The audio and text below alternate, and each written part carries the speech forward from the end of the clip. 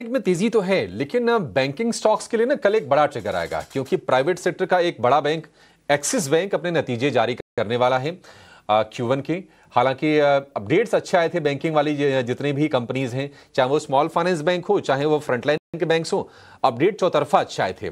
लेकिन एक बार अनुमान समझ लेते हैं कि क्या उम्मीदें हैं एक्सिस बैंक को, थोड़ी बारीकी से बता रहे हैं हमारे सहयोगी वरुण दुबे। वरुण, एक्सिस बैंक आज ऊपर है नतीजों से पहले, बताइए उम्मीदें क्या हैं, कैसे सेट ऑफ नंबर से ये बैंक रिपोर्ट करेगा? देखिए, एक्सिस बैंक से एक सॉफ्ट क्वार्टर का अनुमान इस बार लगाया जा रहा है, जहां पे कंपनी की जो ओवरऑल ग्रोथ है वो काफ़ी धीमी रहने वाली है। नेट इंटरेस्ट इनकम जो है उसमें महज 2.5% के आसपास की बढ़ोतरी होगी। पीपीओपी में करीब 9.5-10% के आसपास की बढ़ोतरी होगी, लेकिन स्लिपेजेस जो है वो बढ़ेंगे तिमाही दर तिमाही और साल दर साल दोनों, और इसका इम्पैक्ट कहीं ना कहीं कंपनी के मुनाफे पे भी होगा, जहां मुनाफे में केवल 5.5% के आसपास की बढ़ोतरी होगी। 6,370 करोड़ रुपए के आसपास ये आने वाला है।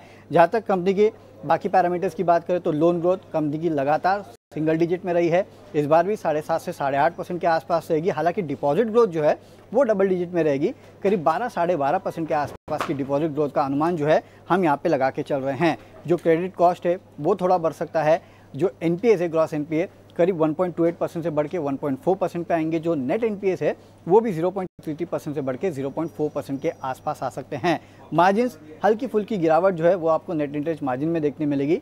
3.97% से गिर के करीब 3.9% के आसपास आने का अनुमान लगाया जा रहा है। तो ओवरऑल नतीजे अगर आप देखेंगे तो थोड़े ठंडे रहने वाले हैं एक्सिस बैंक के, जहाँ पे ओवरऑल ग्रोथ जो है वो काफ़ी हद तक सिंगल डिजिट में ही रहेगी।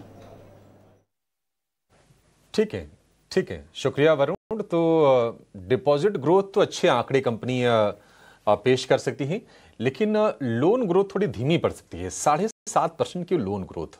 दरअसल देखिए, कोविड के बाद क्या हुआ कि बेस छोटा हो गया, तो फिर ना बैंकिंग कंपनीज ने बहुत हेल्दी क्रेडिट ग्रोथ देखी। हमने देखा कि 18% 19% के क्रेडिट ग्रोथ हो गए थे, लेकिन वहां से सॉफ्टनिंग आई है। और अगर हम प्राइवेट सेक्टर की अगर बात करें तो 9.5% के आसपास की क्रेडिट ग्रोथ रही है। अगर हम मई के अगर हम आंकड़ों की बात करें तो क्रेडिट कॉस्ट में बढ़ोतरी की संभावना है एक्सिस बैंक से।